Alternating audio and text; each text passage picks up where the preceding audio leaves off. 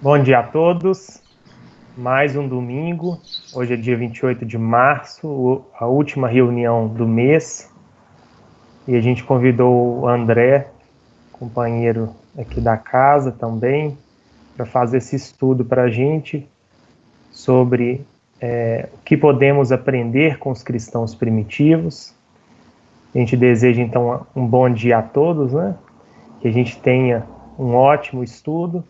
Antes de eu passar a palavra para o André, a gente vai fazer a nossa prece de agradecimento, né? Para a gente sintonizar com o mais alto e apreender essas lições, né? Essas reflexões da verdade. Por isso, vamos fechar os nossos olhos, pedindo a Deus, nosso Pai maior, e aos bons espíritos que certamente aqui conosco estão, nos auxiliando neste momento ao entendimento, que nos fortaleçam na caminhada, nos inspirando, nos aconselhando sempre ao bem, ao dever, à ética maior, e que neste momento estejamos concentrados nesse exercício de compreender as lições da vida cristã primitiva que o André vai nos ofertar hoje. Que ele possa estar inspirado pelos amigos espirituais nessa tarefa. Agradecemos assim mais uma vez e que assim seja. André, a palavra com você. Muito, muito obrigado. Obrigado, Álvaro. Vou começar hoje, então, o Álvaro teve para mim com um tema o que o cristianismo primitivo e os cristãos primitivos podem trazer de referencial e de exemplo para a nossa vivência cristã nos dias de hoje. Então vou tentar trabalhar esse tema, lembrando essas figuras notáveis do cristianismo primitivo que muitos não conhecem, né? Muitos não conhecem o trabalho de Paulo junto às diversas comunidades, os diversos companheiros que deram muitas vezes com a sua vida física para que pudessem construir um novo piso de entendimento dentro do planeta Terra agora, a partir da revelação do amor. Muitos não conhecem um Policarpo de Esmirna, um Átalo de Pérgamo, uma Febe, uma Lídia, a purpureira de Esmirna, um Erasto, um Timóteo, um Tito. Todos eles grandes trabalhadores do Cristo também, num processo de transformação do ambiente planetário que agora passava e que estava sendo estruturado com novas fundações e novas bases. Na codificação, eu acho que as perguntas mais interessantes do Livro dos Espíritos, a 627 e a 628, para a gente tentar orientar o nosso estudo. A 627 fala, se vocês receberam, o Kardec pergunta para os Espíritos, se nós recebemos a mensagem do Cristo há 2000 anos, qual é a necessidade agora de uma terceira revelação? Será que o Cristo não teria dito tudo? E aí os Espíritos amigos respondem que a grande dificuldade nossa é porque nós recebemos a mensagem do Cristo e esquecemos, manipulamos, invertemos essa leitura, passamos dessa estrutura de uma prática de vida, na constituição de virtudes, numa constituição de uma comunidade fraterna e solidária, para estruturas dogmáticas sólidas no tempo. E aí a fala dos Espíritos agora, com a terceira revelação da verdade, joga-se luz nas revelações do Cristo. E nesse jogar luz às revelações do Cristo, se traz também uma perspectiva de desenvolvimento pessoal. O ser não tem mais condições de falar que não entendeu a mensagem de Jesus. As falas cifradas, as falas, muitas vezes, que necessitam de um campo interpretativo mais aguçado e ampliado, agora, com a chave que é a doutrina espírita, se abrem de forma mais fácil. E é nisso que nós temos que visualizar nesse primeiro momento. Sim, o cristianismo primitivo traz algumas mensagens, traz um modelo de vida baseado, primeiro, no modelo crístico, que permite que nós utilizemos de forma prática nos dias de hoje. Então nós vamos tentar brincar nesses dois pontos, né? Voltar ao passado, mas projetando para nós, na nossa vivência, porque trabalho em casa espírita é mudar a cada dia. E tem gente que talvez pense que eu vou trazer coisa nova. Não, vou trazer só coisa velha. Só coisa velha que nós temos muita dificuldade de colocar em prática.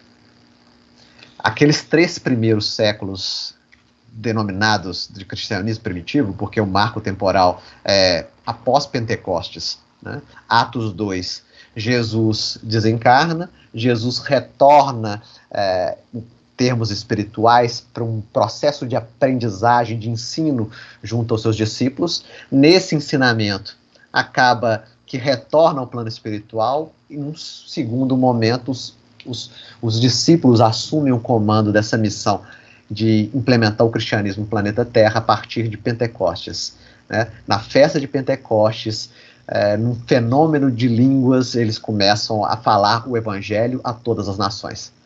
O propósito de Jesus, para nós e para todos os companheiros do planeta Terra, é sempre o mesmo. Ele não quer um estado reverente e idólatra com a figura dele. Ele quer na construção de novos discípulos que possam se tornar apóstolos e futuros mestres, que possam fazer girar e retornar o que nós recebemos desses espíritos mais avançados em termos de auxílio e caridade para aqueles que se encontram abaixo de nós. É sempre uma rede de fraternidade e de solidariedade. Aliás, a mensagem principal, a linha principal de pensamento e dos cristãos primitivos era essa, né? Uma constituição de uma comunidade afinada em valores de amor, fraternidade e solidariedade. Para isso, um primeiro momento de vida, o primeiro movimento em que eu passo por um processo de santificação.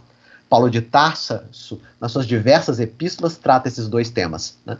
Em termos individuais, o ser que se coloca dentro de uma comunidade cristã tem que se santificar. Tem que cada vez mais trabalhar um campo de virtudes diferenciado, cada vez mais deixar os vícios morais para trás, cada vez mais se colocar dentro da comunidade como um irmão que quer contribuir. E aí a doutrina espírita retorna esse mesmo tipo de leitura a partir do Evangelho segundo o Espiritismo. Como fazer caridade? Caridade só em termos materiais, na assistência social? Ou a caridade se amplia numa leitura diferenciada em que eu oferto a cesta básica, ao mesmo tempo eu oferto carinho, afeto, ao mesmo tempo eu oferto muitas vezes caridade do ensinamento diferenciado. Caridade, pensamentos, palavras e ações. Então Paulo de Tarso vinculava todas as suas comunidades nessas 2 frentes. Santificação pessoal, que gera um trabalho comunitário de unidade. Universalismo também é uma fala que o Paulo gosta muito. E aí, já sabemos o marco temporal do cristianismo primitivo após Pentecostes, 3, 4 séculos até a chegada de Constantino, lá em 314, 325, né, Edito de Milão e o Concílio de Nicéia, acaba essa primeira fase inicial de implementação do cristianismo no planeta Terra. Esses primeiros cristãos primitivos são, até hoje, os que mais se afinizaram com a proposta crística na sua essência. E aí, alguns valores a serem destacados em termos individuais para esses seres. Entusiasmo com a tarefa, né? Vontade de desenvolvimento, vontade de estar junto do próximo. Desprendimento, desapego, tanto de bens materiais, quanto também das questões internas, como orgulho e egoísmo. Seres, muitas vezes, com dificuldades. Nós vemos isso principalmente nas puxadas de orelhas de Paulo, né, primeira epístola aos Coríntios. Mas seres que tinham boa vontade no plano de transformação. É um exemplo para nós, para as casas espíritas hoje.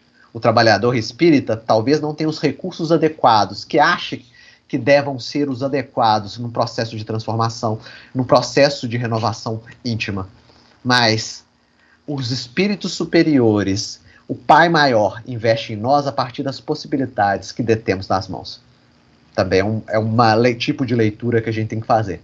Então, o cristianismo primitivo, a fala de Jesus no último capítulo do Evangelho de Mateus, em que veio ao planeta Terra como um grande mestre, mas o grande mestre não espera que seus discípulos parem essa grande ciclo de renovação, mas que eles se lancem ao mundo e ofertem mais mensagens de renovação para outras pessoas que vão aprender, vão se estruturar, vão vão crescer e vão levar para mais pessoas.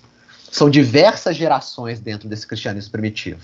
Se nós entendemos como primeira geração os discípulos, aliás, o Pastorino fala de forma interessante, a primeira geração dos discípulos, os 12. Os 12, um momento à frente, já no Evangelho de Lucas, se transformam em 70. E mais à frente ainda, os 70 nos 500 da Galileia. Se formos pensar de forma mais ampliada ainda, os 500 da Galileia, e todos eles unidos, gerando uma segunda geração de cristãos nas diversas comunidades. As duas primeiras comunidades criadas, a Casa do Caminho, em Jerusalém, e depois a comunidade de Antioquia, onde Paulo entende um modelo de estrutural do que seja uma comunidade cristã e acaba reproduzindo nas suas 3 viagens, onde ele não só fica preso ali na região da Ásia Menor, ou mesmo mais abaixo, mas também chega à Europa a partir da cidade de Filipos e acaba construindo um novo entendimento de mundo, num severo choque cultural com aquela comunidade ali da Grécia, né? Então, portanto, ide, todos nós, fazei discípulos de todas as nações, batizando-os em nome do Pai, do Filho e do Espírito Santo, ensinando-lhes a obedecer a todas as coisas que vos ordenei. Eu estou convosco todos os dias até o final dos tempos. Presença, né? Mais do que a presença de Jesus, a presença do ensino do Cristo. Porque a doutrina dos Espíritos, mais do que representar a figura de Jesus, representa o ensino crístico. Representa essa nova leitura da lei de amor, representa essa nova leitura das leis universais. Porque no nosso processo de cada vez mais despertamento espiritual, as revelações são marcos, nos ampliando o entendimento da vida. E nós agora na Casa Espírita, a necessidade de uma projeção diferenciada, como eu disse no começo, na construção de uma reforma interior, onde as virtudes são o nosso grande campo de conquista, e ao mesmo tempo numa projeção e manifestação externa a partir da assistência, da caridade e da fraternidade com os nossos irmãos em caminhada evolucional. E aí então a fala de Jesus, bem direta: se transformem, se trabalhem, virem referenciais, sejam o sal da terra. A proposta do espírita no planeta é esse: vós sois o sal da terra, vós sois a luz do mundo, vós sois aqueles que ofertam uma imagem diferenciada, não mais reações, mas ação no bem, não mais construção de agressividade e violência, mas acolhimento, perdão, né? Então é essa a leitura do Cristo para nós, nessa grande projeção. Mas o cristianismo primitivo era um só, era todo mundo igual, pensava igualzinho, né? Não era, e na história da humanidade nunca teve uma frente de pensamento com muita gente que todo mundo pensava da mesma forma, né? Diversas subdivisões, desde o primeiro momento. Comunidades estruturadas em torno de cada um desses discípulos. Nós temos a comunidade joanina, que fica ali na cidade de Éfeso. A comunidade joanina, eu falei 2 nomes vinculados à comunidade joanina: Átalo de Pérgamo, Policarpo de Esmirna, Inácio de Antioquia, também o presbítero João, que era um companheiro que auxiliava João Evangelista, principalmente na construção do Evangelho, né, de João. Então, toda essa comunidade vinculada a João Evangelista fazia um trabalho com um certo tipo de leitura, que tinha a ver com a cidade de Éfeso. E aí nós entendemos que no transplante da árvore do Evangelho, junto a comunidades distintas, cada uma tem sua particularidade. As casas espíritas, a mesma coisa. Algumas casas espíritas trabalham e gostam de trabalhar os trabalhos mediúnicos, outras com o campo da assistência social, outras já têm como particularidade específica os estudos.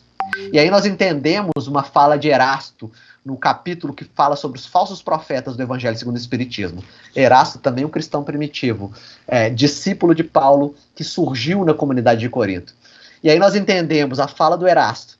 Ele fala que cada vez mais nós temos que ter paciência, tolerância e compreensão, e não atacar o companheiro de uma casa diferente. Paulo, como ele trabalhou em diversas estruturas socioculturais, ele tinha e conformava cada uma dessas comunidades de acordo com o contexto, né? A comunidade de Filipos, a comunidade de Bereia, a comunidade de Tessalônica todos eles naquele contexto sociocultural grego, né? Já as construções da Ásia Menor, da mesma forma, ele estruturava a comunidade de acordo com o que elas podiam ofertar. Também é um ensinamento para trazermos para os dias de hoje. Olhar o outro de acordo com o piso onde ele está. Há coisas que ele faz bem, há coisas que ele está tentando desenvolver. Cada centro, cada comunidade tem um perfil específico. E está na hora da gente nós respeitarmos e tolerarmos essas novas visões de vida, essas configurações diferenciadas. Além da comunidade vinculada ao Paulo também, a partir mesmo da fala do livro Paulo Estevão, nós podemos visualizar o trabalho de Marcos e Barnabé, lá na ilha de Chipre, né? Também é um trabalho diferenciado. Eles se dividem, né? Chega um momento que Paulo de Tarso sai com Silvano ou Silas para outros trabalhos e o Barnabé sai com Marcos para continuar o trabalho do cristianismo. E a fala que Barnabé tem com Paulo é bastante esclarecedora quanto à construção de uma mensagem cristã dentro do mundo. Os dois têm divergência em termos de opinião, mas se amam profundamente, cada um vai para o seu canto tentar fazer o trabalho da melhor forma possível. Nesse primeiro momento, também, nós temos o grupo vinculado a Tiago. O grupo vinculado a Tiago, um grupo sediado ali na Casa do Caminho em Jerusalém, muito vinculado com alguns componentes do Templo de Jerusalém. Aliás, tem um jogo político com o Templo de Jerusalém para manter a Casa do Caminho sem ataques, a partir de um determinado momento ali. E se estrutura numa visão mesmo que a doutrina de Jesus é como se fosse uma parte dessa grande construção do povo de Israel. Então, mais à frente, esse grupo vai ser chamado, eu acho que tem na introdução do Evangelho segundo o Espiritismo, os Ebionitas, né? Então, nesses primeiros momentos de desenvolvimento, há diversos cristianismos, muitas vezes conflitando em termos de ideias, de pensamento. Muitas frentes de trabalho religiosa que vinculadas foram consideradas heréticas no tempo. Principalmente a partir do IV século, com a figura do Constantino, onde a linha de pensamento católico sobrepuja as outras. Católico igual a universal, né? Naquele momento onde a história vai acabar desenvolvendo uma escolha, né? Tem uma escolha específica de um grupo que é o católico, tem outros 3 grupos de uma forma bem intensa, né? Os ebionitas, que eu falei, já caindo um pouquinho, e ao mesmo tempo, nos extremos, né? Os docetistas, que acreditavam na figura de Jesus como divindade, e na figura de Jesus vindo ao planeta Terra em termos de aparência, como em corpo espiritual, né? Esses são descartados rapidamente também por esses. E a grande dificuldade no IV século, em termos de heresia, é o arianismo, né? O arianismo acredita que as figuras de Jesus e de Deus são separadas, e Jesus é um grande mestre de virtudes no planeta Terra, alguém diferenciado, sim, por suas inúmeras capacidades, mas um homem. A linha do meio, que era o catolicismo, né, acabou vencendo essa grande disputa. E aí nós conhecemos a história daqui para frente. Então, na mente, diversos cristianismos. Eu vou tentar tirar desses diversos cristianismos alguns temas recorrentes. Já antecipei um pouquinho as comunidades cristãs. Destaque a Casa do Caminho e a Igreja de Antioquia. A multidão dos que criam estava unida de coração e de propósito. Ninguém afirmava ser alguma coisa que possuísse, mas tudo era compartilhado por todos. Esse princípio de irmandade e de fraternidade. Muitas vezes de legar os bens à igreja para que os bens legados à igreja pudessem servir de auxílio aos necessitados. Os trabalhos das comunidades se davam em diversas frentes. Trabalho de instrução, trabalho de assistência social, de acolhimento de pessoas doentes ou de estrangeiros, trabalho também no campo da mediunidade, fenômenos mediúnicos ostensivos em todas essas comunidades, fenômenos de voz direta, diversos profetisas e profetas que auxiliavam, médiuns que auxiliavam nos trabalhos dentro da casa. Os mais famosos, Ágabo, da comunidade de Antioquia, e as 4 filhas de Filipe também, auxiliavam nessa construção do cristianismo primitivo. E aí, as vinculações que as pessoas vão fazendo de acordo com o seu propósito de desenvolvimento é algo a ser pensado para nós também nos dias de hoje. Eu desenvolvo todas as minhas possibilidades e potencialidades na casa espírita que eu participo? Será que a proposta de desenvolvimento, se a casa espírita tem um trabalho específico no campo da mediunidade, será que o campo da mediunidade é o meu trabalho mesmo? Ou será que é assistência social? Será que eu posso ofertar mais para a vida no trabalho dos estudos? E aí nós temos que, no nosso processo de desenvolvimento, no nosso propósito de ver a vida de uma forma diferenciada, saber qual o nosso local na vida. Onde estamos, para onde queremos ir. Na construção de um projeto de transformação para nós, seres humanos no planeta Terra, e o propósito dos cristãos primitivos era bem claro, eles sabiam para onde eles queriam ir. Eles queriam retornar à presença do grande mestre. E para retornar à presença do grande mestre, teriam que se tornar parecidos com ele.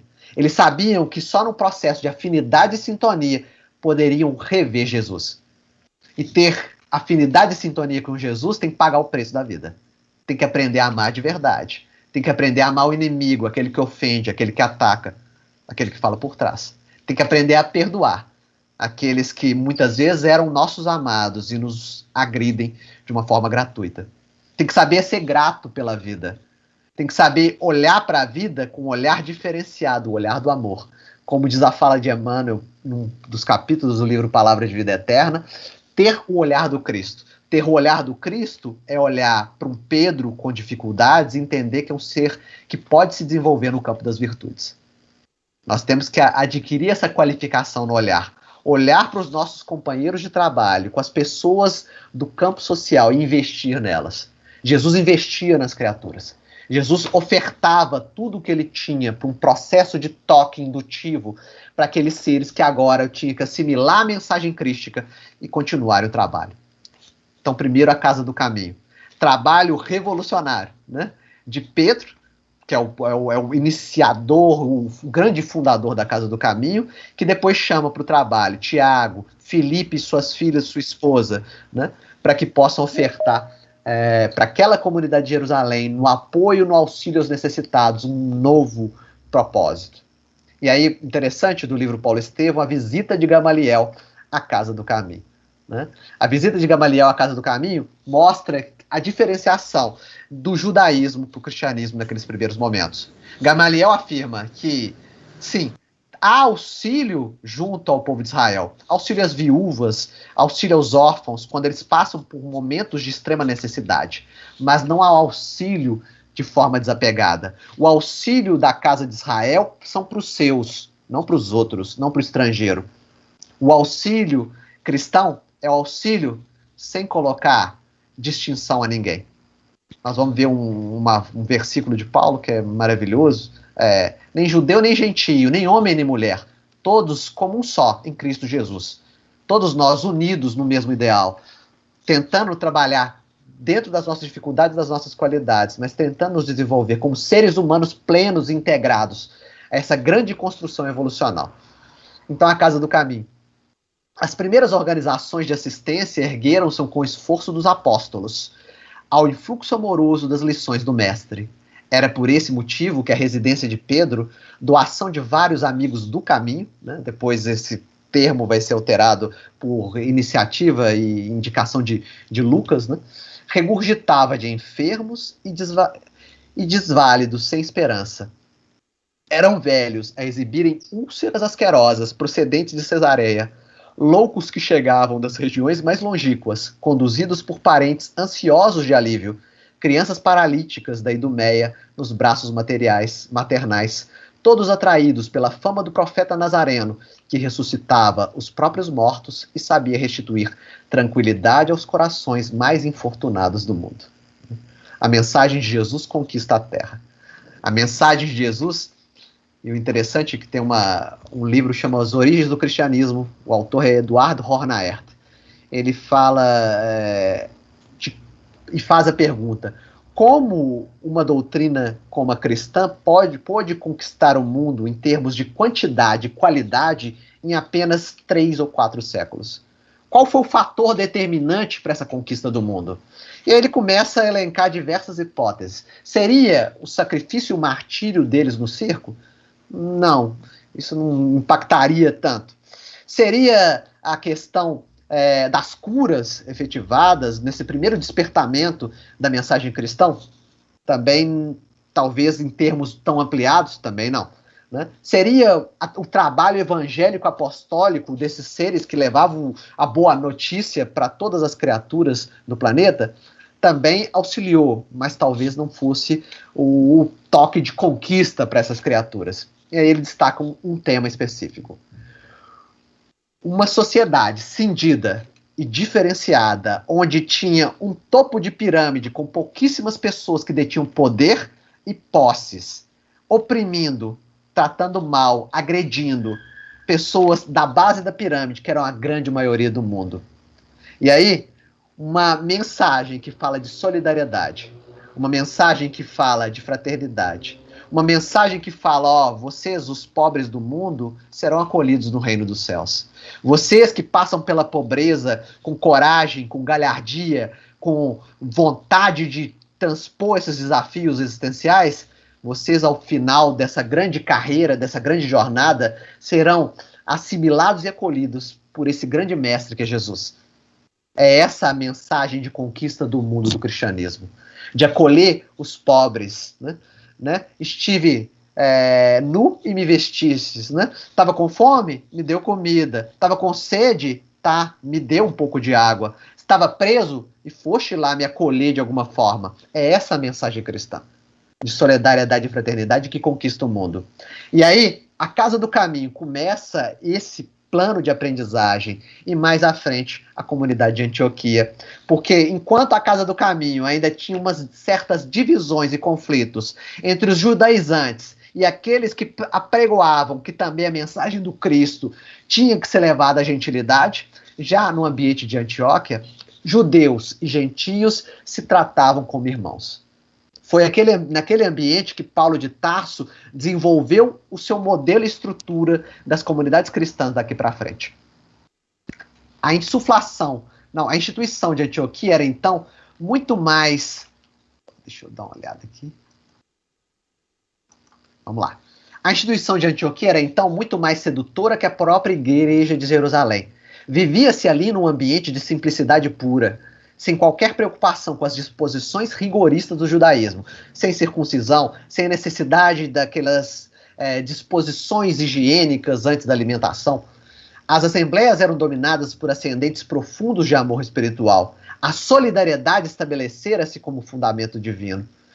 A união de pensamentos em torno de um só objetivo dava ensejo a formosas manifestações de espiritualidade.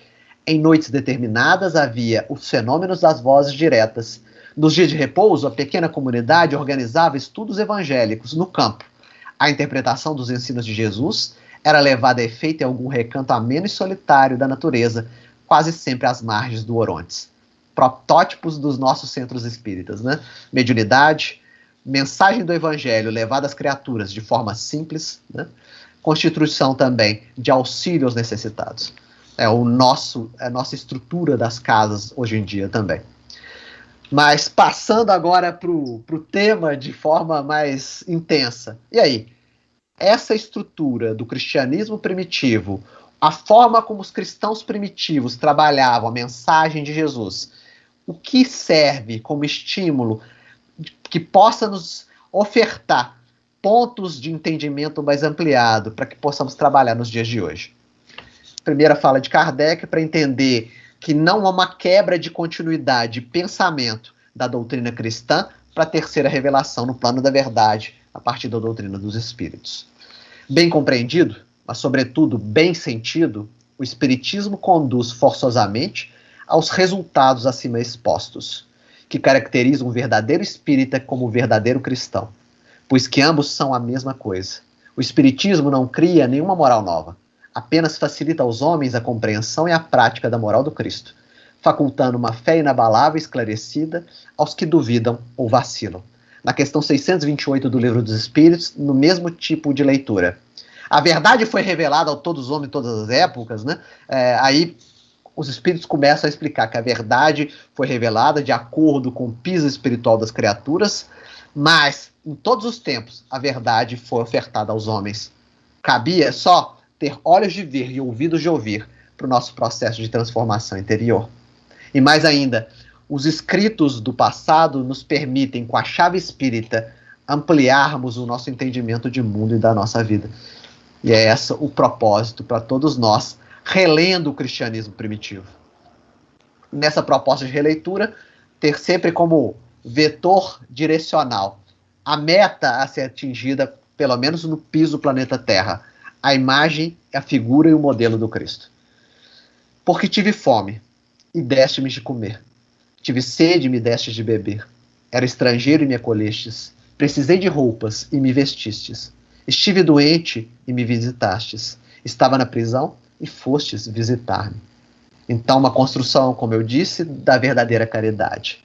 Por isso, a propósito da doutrina dos Espíritos, e o grande bordão da doutrina dos Espíritos é: fora da caridade não há salvação.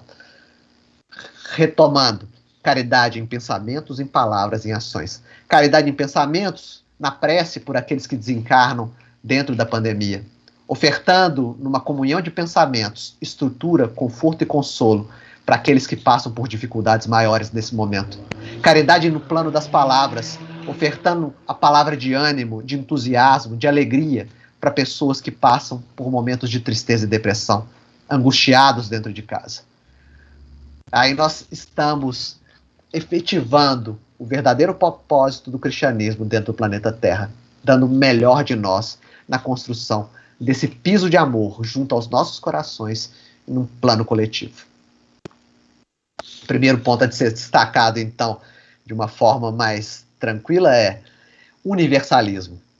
Qual era a construção, na construção daquelas comunidades cristãs, o pensamento estruturante, principalmente de um Paulo, que estava por cima do processo, mas também daqueles que se ajustavam às comunidades? O universalismo. Não havia diferenças, não havia muros de separação. Hoje, nós criamos muros de separação. Determinado tipo de pessoa não pode frequentar tal tipo de lugar. Determinada roupa, determinada postura não pode se orientar ali dentro. Quem é essa pessoa para estar ali? E a doutrina dos Espíritos traz uma nova leitura de religiosidade que coloca todos nós no mesmo piso. Entendendo o projeto de evolução do planeta e das estruturas universais, nós entendemos que, muitas vezes, o ser em necessidade do nosso lado, que nós olhamos de uma forma preconceituosa, está mais ou menos no nosso piso.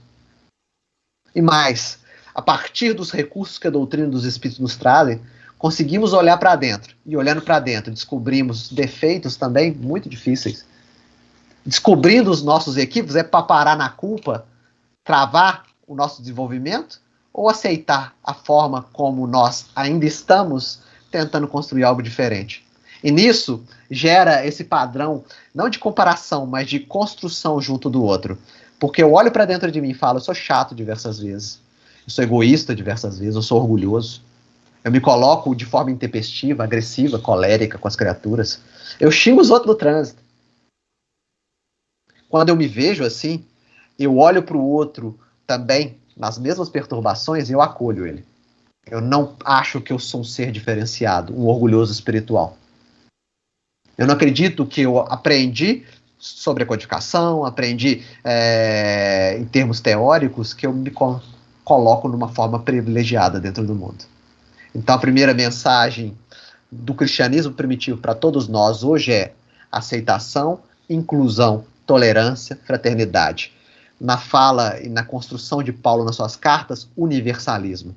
O trabalho junto aos gentios, junto àqueles que, até um determinado momento, estavam dentro e vinculados a uma construção politeísta, mesmo das orgias dentro dos templos pagãos. E aí a transformação deles é, em pouco tempo, intensa. Paulo amplia o padrão de cidadania do povo de Israel. Ele pega o murinho que cercava o povo de Israel e amplia para todo mundo, que é o grande propósito do Cristo. Não há judeu nem grego, não há escravo nem livre, não há homem nem mulher, porque todos vós sois um em Cristo Jesus. a nossa unidade, né? A nossa construção coletiva. Nesse primeiro momento, então, eu posso falar de um trabalho em termos de construção do acolhimento dentro das casas espíritas. Né? Pessoas que procuram a casa espírita em estado de necessidade e dificuldade. E o trabalhador da casa espírita tem que estar com abertura de coração, com abertura em termos de construção de algo diferenciado. Entender a outra pessoa, compreender ela, criar relacionamentos, afeto, cuidado, carinho. Isso é algo que as casas espíritas ainda precisam aprender muito. Acolhimento e carinho na chegada do companheiro, muitas vezes perturbado, buscando recursos novos. Nós vamos ver esse acolhimento, esse carinho, em dois modelos diferentes no cristianismo primitivo, se vocês lembram do livro Paulo Estevão. Tiago, na hora que recebe o Estevão, não tem mais lugar aqui não. Né? Tá cheio. Tá cheio, não cabe mais ninguém aqui não. Né? Organizado, mas ao mesmo tempo exclusivo. Né? Não pode, tá cheio, não pode mais. Já Pedro, sempre cabe mais um. No final, Estevão é acolhido pela Casa do Caminho e se transforma no primeiro mártir cristão. Aquele que oferta a vida, dando o seu sangue mesmo para uma construção de amor naquele momento. Além do gênero, então, talvez o primeiro modelo de desconstrução nossa. Né? Não só o homem contribui, mas também a mulher contribui. É a leitura do cristianismo primitivo, né? De ir além dos gêneros. Tanto é bom trabalhador, tanto o Áquila como a Priscila. Esse casal funciona e trabalha em prol da comunidade da mesma forma. A partir das suas especificidades e particularidades, mas ofertando para a vida o melhor que eles têm e possuem. E aí, as diversas trabalhadoras do cristianismo primitivo. Eu já falei várias delas vinculadas ao Paulo.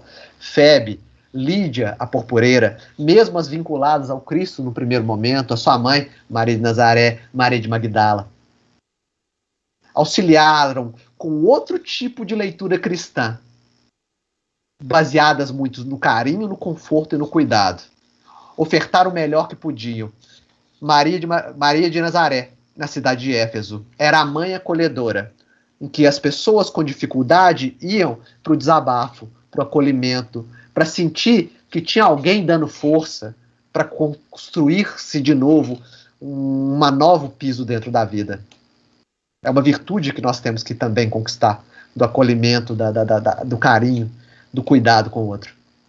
Certo judeu chamado Apolo, outro trabalhador também do cristianismo primitivo, Apolo começa o seu trabalho junto à comunidade de Éfeso, mas Áquila e Prisca, vendo o potencial do Apolo, levam ele para a cidade de Corinto e acabam transformando ele no pregador oficial da cidade de Corinto. Certo judeu chamado Apolo chegou a Éfeso. Natural de Alexandria, era um homem eloquente, com grande conhecimento das escrituras do Antigo Testamento. Né?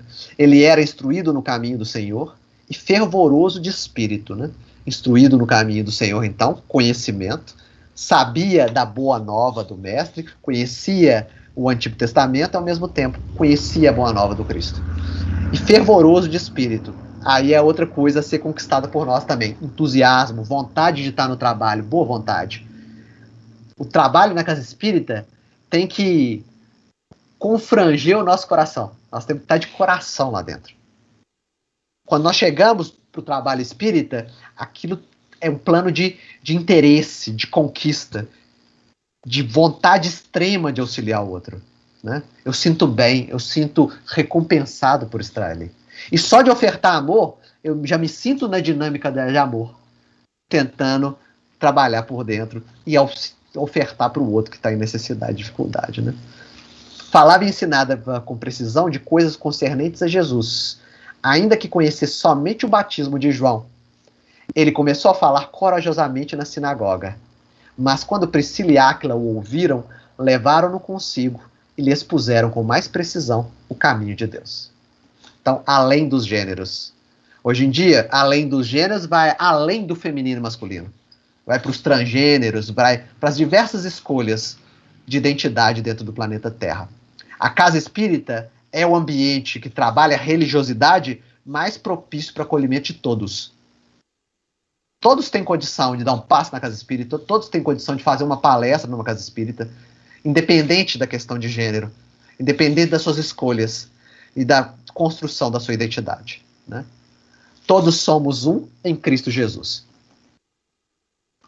Vamos lá. Presos e escravizados também. O trabalho com os aprisionados. E aí, como funcionava o mundo antigo? O mundo antigo era muito vinculado aos valores de honra, né? Honra e orgulho. Uma comunidade romana, grega, ela tratava bem os seus cidadãos, mas aquele que não era cidadão tinha extremas dificuldades de projetar dentro dessas cidades ou mesmo do império.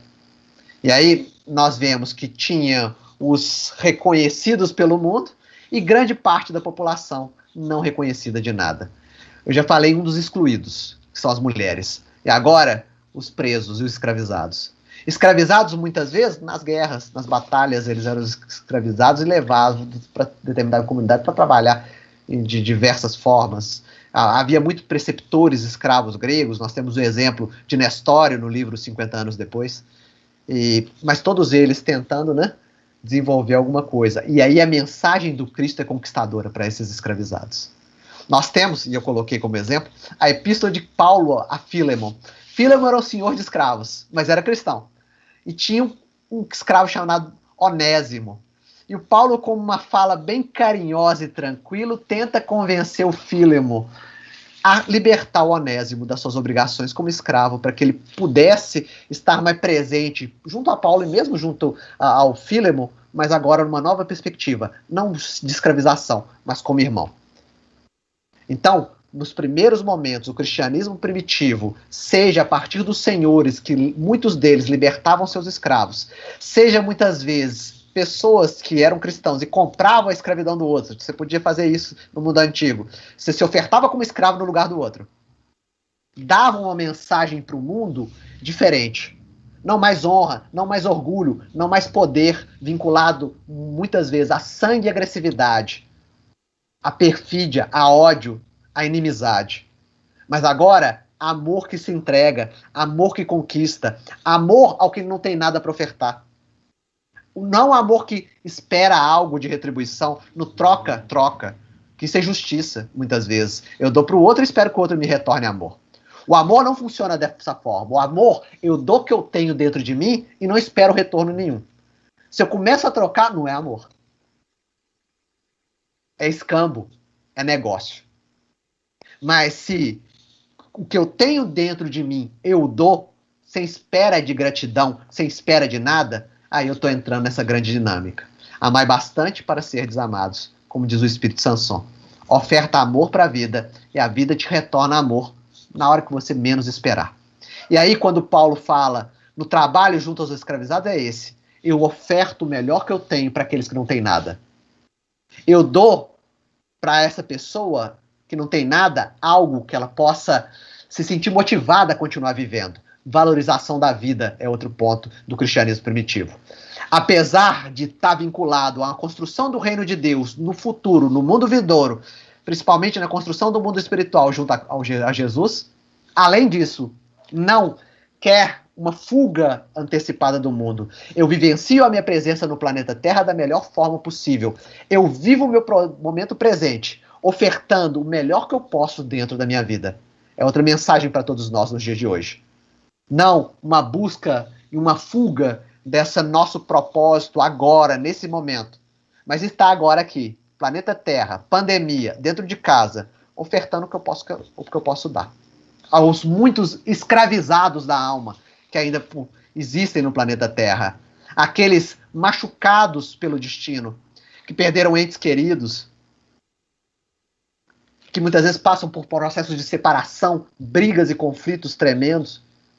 E aí nós somos esses seres que ofertam para esses aprisionados. Aprisionados ainda ao campo da matéria, às construções dos gozos e prazeres fáceis, que quando se perde, a pessoa começa a ler que a vida dela é a pior coisa possível.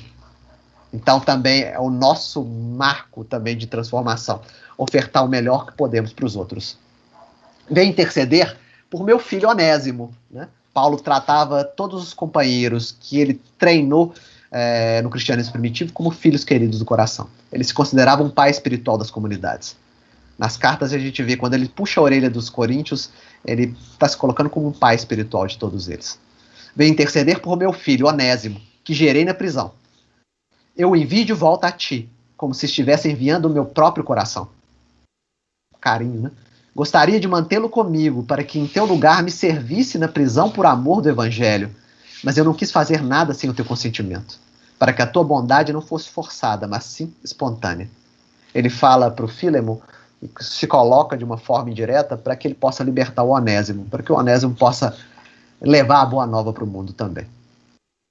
Então, o cristianismo também veio para esses presos escravizados do mundo. Para nós, pode ser uma visita ao presídio? Pode ser uma visita ao presídio, mas pode também ser, como eu falei, esses aprisionados dentro de casa, a partir das construções da tristeza, das depressões.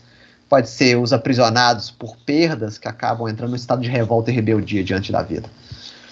Um segundo ponto, era uma comunidade de perdão e de reconciliação, né? Não tinha aquele movimento de ficar amargurado, rancoroso e ressentido com as pessoas por muito tempo. Sim, tinha o rancor e o ressentimento, todos nós temos, mas já tinham em mente que o rancor e o ressentimento era algo para ser trabalhado. Que havia valores além das necessidades materiais ou das necessidades do plano terrestre, que são, na maior parte das vezes, elemento de discórdia e de conflito e de briga. E aí eu coloquei o exemplo de Rufo do livro Ave Cristo. Rufo, um escravo ali na cidade de Lyon, que chega um determinado momento que na propriedade onde ele trabalhava, todos os escravos foram chamados para o culto ao imperador. Porque nesses primeiros momentos de cristianismo primitivo, os cristãos eram mortos por quê? Por causa do culto ao imperador. Eles eram obrigados, todos eram obrigados, tirando o povo de Israel, que já tinha feito tinha uma lei específica para deixar eles de lado quanto a isso, por causa do rigorismo religioso deles. Mas todos os outros grupos dentro do Império Romano eram obrigados a cultuar o imperador como se fosse um deus. Como os cristãos não se agachavam e cultuavam o imperador como deus, os processos de perseguição e de morte. E aí, Rufo, na propriedade do Opílio Vetúrio, lá em Lyon, no livro Ave Cristo, se recusa ao culto ao imperador. E aí o Opílio Vetúrio, após diversas torturas com ele, tentando que ele pudesse cultuar o imperador, porque ele era um trabalhador importante para o Opílio Vetúrio, ele vê como único movimento amarrar os pés de Rufo num cavalo que levaria ele à morte. Rufo, dizem as más línguas ou boas línguas, diz que renasce no século XX, no século XIX, século XX, né, como Eurípides Barçarufo, né? Então, o escravo Rufo que é martirizado. Não delongues. Renegas a superstição nas arenas e abominas agora o impostor da cruz. E aí a fala do Rufo. O evangelho é revelação divina, informou o Rufo, possuído de calma impressionante. E Jesus não é um mistificador. É sim o mestre da vida imperecível. Amai os inimigos. É a fala do Cristo junto à cruz, né? Perdoai, Pai, porque eles não sabem o que fazem. Olha para aqueles que têm dificuldade comigo, não gostam de mim, antipatizam comigo, de uma forma carinhosa. Essa leitura é uma leitura para sempre, para todos nós. Não só do cristianismo primitivo, fazendo a ponte para nós, hoje, dentro da doutrina espírita, mas em todos os momentos da humanidade, a necessidade de ampliar o nosso olhar para o diferente, para o outro. O outro que faz coisas, muitas vezes, que me ofende. O outro que pensa de uma forma muito diferente de mim e se coloca dentro da vida num plano de oposição. E aí eu vou ter que aprender a amar meus inimigos, perdoando e reconciliando.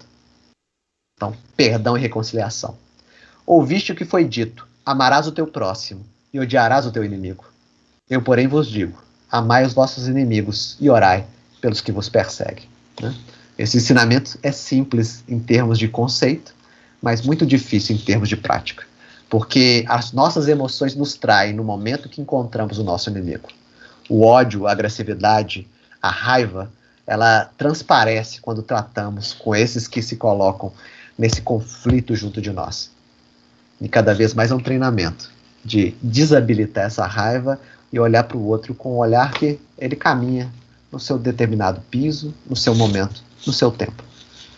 Um terceiro ponto a ser destacado, eu acho que esse também é bem desenvolvido pelas casas espíritas, talvez por muitos de uma forma equivocada, porque a ação no bem, assistência social, não é só dar o objeto, ou a cesta, a comida para o outro, mas junto tem que ter, você tem que estar indo junto com a pessoa, com a cesta, tem que estar ofertando o que você tem de bom junto à cesta, tem que ir um olhar carinhoso, um sorriso fraterno, um abraço, ó como você está. Para muitos desses que são assistidos dentro da casa, talvez o mais importante seja o olhar de carinho, o olhar que habilita, o olhar que promove a criatura. Não o olhar que, toma a cesta, você está com fome mesmo, você não tem nada, né? Mas o olhar que fala assim, toma a cesta e acredita em você. Falta em nós pessoas que olhem nos nossos olhos e falem pra gente assim, eu acredito em você. Todos nós temos dificuldades. E eu acredito que todos nós podemos nos transformar nossa vida. E como eu acredito em você, eu invisto no relacionamento, eu invisto nessa construção de uma estrutura e dinâmica de amor entre nós. Ação e solidariedade, então, na primeira carta de João.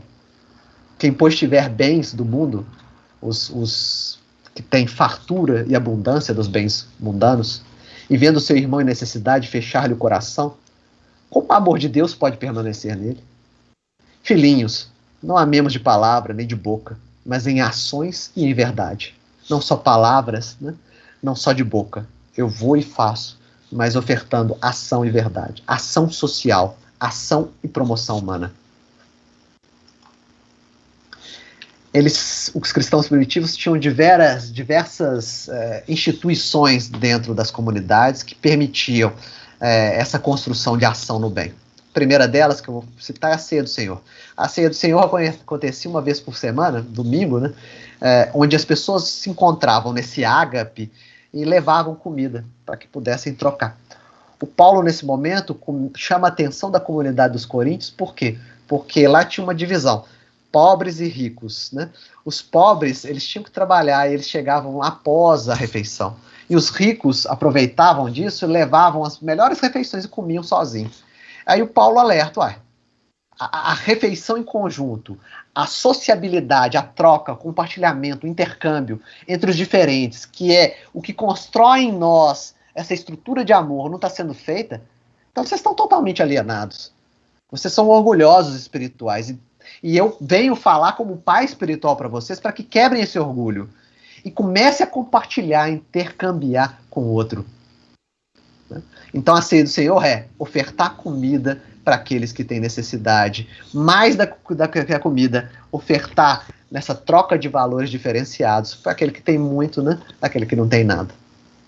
Também é o exemplo para nós na assistência social.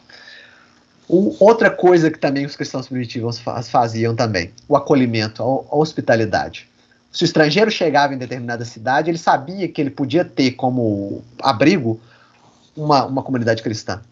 Se a pessoa passava por dificuldades dentro dessa comunidade, ela tinha como referência a comunidade cristã do local. Por isso as comunidades cristãs em todas as cidades se tornou esse centro de referência para aqueles que possuíam necessidades materiais, morais. Todos já sabiam o trabalho de caridade das comunidades e buscavam auxílio. Aqui eu coloquei, na época do Eusébio de Cesareia, terceiro para quarto século da Era Comum, o trabalho da comunidade romana e o tanto de pessoas que eles já atendiam. A comunidade de Roma comporta 46 presbíteros, 7 diáconos, mais de 1.500 viúvas e indigentes, todos sustentados pela graça e pelo amor aos homens de seu Senhor. Né? Um trabalho integrado, completo, amplo para a cidade de Roma. Eusébio de Cesareia, está no Eusébio de Cesareia na história eclesiástica. Além das assistências específicas, né, agora nós temos algo que toca para nós nos dias de hoje. A assistência a esses vitimados pelas doenças, pelas epidemias. Os cristãos eram os únicos a se colocarem no trabalho, muitas vezes correndo o risco de pegar doenças e desencarnar. Eles se lançavam ao campo de trabalho sem medo da morte. Ele ofertavam amor, ofertavam pão para essas pessoas em dificuldade. É a constituição dessa estrutura de auxílio e de afeto junto a essas comunidades, muitas vezes com seres doentes, né? As vítimas das epidemias, também do Eusébio de Cesareia, eram os únicos que mostravam por obra sua compaixão e amor pelos homens. Durante todo o dia, uns se devotavam ao cuidado de doentes e outros à sepultura dos mortos. Havia milhares dos quais ninguém se ocupava. O fato era claro e proclamado por todos. Dizia-se que só eles, os cristãos, eram piedosos e religiosos. E com isso, vão conquistando a terra, vão sendo sal da terra, a luz do mundo. É também a mensagem para todos nós. Impactarmos a criatura a partir do nosso exemplo.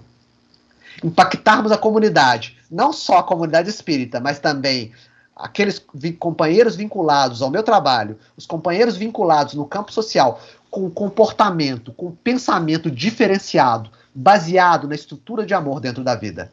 É aquele que alguém ataca um político e você fala sobre amor. É aquele que fala como o mundo está difícil e você fala sobre a alegria da vida. É aquele que muitas vezes está desamparado, sofrendo, rebelado. E eu oferto uma outra visualização, que tudo passa e daqui a pouco tudo muda, vindo novas frentes de transformação e desenvolvimento para aquele ser. É ofertar a outra face para a vida. Se alguém agride ou dá uma porção ou leitura do mundo em termos negativos, eu oferto o lado positivo. Não o positivo alienado, mas o positivo, nós estamos trabalhando, nós estamos nos desenvolvendo, nós estamos construindo um piso diferenciado. E aí eu trabalho como exemplo para o mundo. Estamos cercados por uma nuvem de testemunhas, não só desencarnadas, mas também encarnadas. E nós somos referências para essas criaturas. Aquele que aprende um pouco dentro da casa espírita, passa por um processo de instrução, começa a caminhar sobre um piso de responsabilidade. Né? A habilidade de responder por atos, por pensamentos e por palavras dentro da vida. E aí, o trabalho de desenvolvimento pessoal, o trabalho de renovação. Se eu falei até o momento anterior do processo junto às coletividades, da construção de uma comunidade vinculada a esse propósito cristão, agora eu estou falando da transformação individual. O primeiro momento, eu comigo mesmo. Eu que me coloco dentro da casa espírita e penso assim, não é só uma construção da religião tradicional, eu vou lá, sento, ouço palestra, tomo passe e vou embora para casa. Mas agora eu tenho que trabalhar algo diferente dentro de mim. Eu tenho que me santificar, passar por um processo de santificação, de transformação pessoal. Para isso, cultivo de virtudes. Se eu não tenho paciência, mais paciência. Se eu ainda tenho dificuldade, ressentimento, indiferença pelo outro, oferta de carinho, oferta de alegria nos relacionamentos. Se eu sou mal-humorado, um pouquinho mais de bom humor durante a manhã. Bom dia, boa tarde, boa noite. Pequenos gestos somados durante o dia, pequenos gestos somados por muito tempo, geram grandes resultados. A construção do amor não se dá da noite para o dia. Eu não vou acordar amanhã virando Francisco de Assis. Já sei, vai ser o André mesmo, cheio de dificuldade, cheio de defeito. Eu tenho que entrar nesse padrão. Para eu fazer minha reforma interior, eu tenho que saber quem que eu sou. Qualidades e defeitos. Sabendo qualidades e defeitos, construir novas qualidades e ofertar para a vida, e os defeitos vão trabalhando e desarmando isso. Né? Então, como santos e amados eleitos de Deus, revestivos de um coração cheio de compaixão, de bondade, humildade, mansidão e paciência, conquistas de virtudes para um ser em desenvolvimento. Para a gente finalizar, além dessa construção coletiva e da construção do entendimento todo nosso, amor a nós mesmos, amor aos nossos semelhantes, consequentemente, nós amamos a criação e a vida que foi posta para nós, para o nosso processo de desenvolvimento, nos nossos também relacionamentos. O que faziam os cristãos primitivos e talvez seja o mais falado dos cristãos primitivos? Se lançavam às feras. Resistência pacífica. Também cai no campo do amai os vossos inimigos. Porque se alguém me ataca, aceita que você não é a sumidade e nem é a centralidade de todo o universo. Há pessoas que têm dificuldade conosco mesmo. Gandhi, no seu processo de resistência pacífica, libertou a Índia por não reagir. Por ser pacífico, amoroso e cordato para aqueles que o atacavam. também entra no campo do sal da terra, uma fala do Tertuliano. Quanto mais somos golpeados por vocês, tanto mais nos multiplicamos, pois o sangue dos cristãos é semente. Então a mensagem de hoje é essa: tentarmos assimilar a semente do cristianismo primitivo, que é nada mais nada menos que a semente de amor lançada por Jesus no campo dos nossos espíritos, acolhendo essa semente com o maior carinho possível, para que ela possa se desenvolver. Se desenvolver nesses dois planos que eu quis sintetizar, tanto no plano da minha santificação pessoal, da minha mudança, da minha transformação, de novas virtudes, como também eu me colocando junto à coletividade de uma forma mais tranquila, equilibrada e honesta. Eu acho que, Álvaro, não sei se eu atendi aí o que você queria, mas vamos ver. Isso aí. Muito obrigado. Nós que agradecemos, André. Você trouxe muitos elementos para reflexão. A gente tem que fazer esse esforço mesmo. Eu estou aqui nesse finalzinho pensando, né, principalmente na configuração, né, dessas comunidades, né? Uhum. E talvez o grande segredo esteja nisso, né? Comunidades, né? É o sentido de comunidade. Como que os cristãos primitivos se organizavam em comunidades, né? Em grupos, e isso tinha um sentido totalmente diferente. Talvez esse detalhe nos falte, né? Integrarmos-nos efetivamente enquanto comunidades, né? Mesmo que pequenas, que estejam juntas, né? E formem uma unidade maior, que se congregue nesse objetivo, né? De seguir o Cristo. Eu até utilizei o termo comunidades como a sociologia utiliza, lá do século XIX, do Ferdinand Tones. A diferença entre comunidade e sociedade. Comunidade é pessoas com vínculos de afetividade, com vínculos construídos em conjunto mesmo. Muitas vezes, às vezes poucas pessoas, mas todo mundo no mesmo ideal, no mesmo campo de valores, né? Pessoal, antes da gente encerrar, eu vou pedir o André para encerrar para a gente. Eu gostaria de falar da programação de estudos de abril. Eu esqueci de falar no início, por isso eu vou falar agora. Então, semana que vem nós não teremos, né? Eu coloquei não agendei nada por conta da Páscoa. Na semana seguinte, dia 11, eu retomo o estudo minucioso da passagem à pesca maravilhosa, com o versículo 9, Lucas 5:9, né, encaminhando para o final do estudo. Dia 18, o Lourenço inicia uma série de estudos sobre as leis morais, e aí ele vai começar falando sobre a lei natural. E no dia 25 de abril, a gente vai ter um estudo sobre as virtudes, segundo o Espiritismo, com a Valmir Antete, né? Então, essa é a nossa programação de abril. O cartaz com a programação está aqui na equipe de domingo, no ícone arquivos, né? Eu já deixei lá para todo mundo conferir e se programar para assistir a todos os estudos, tá bom? Qualquer dúvida podem me perguntar. Vamos encerrar então, agradecendo mais uma vez a presença de todos e a colaboração do André. E eu te peço para encerrar para a gente, André, com uma prece. Muito obrigado. Vamos lá. Pai amoroso e bom, Senhor de todo o universo, auxilia-nos nesse momento, que todos nós possamos não só compreender, a partir do intelecto, essa fala, mas ao mesmo tempo possamos, com muita alegria, com muita paz, praticar esses ensinos do Cristo. Auxilia, Senhor, aqueles que passam por necessidades maiores. Auxilia os sofridos do planeta Terra nesse momento. Dai-nos força, coragem, discernimento e luz para a nossa caminhada evolucional. Obrigado, Pai, por tudo. Que assim seja, graças a Deus. Assim seja. Bom domingo, pessoal. Muito obrigada, André. Muito boa palestra.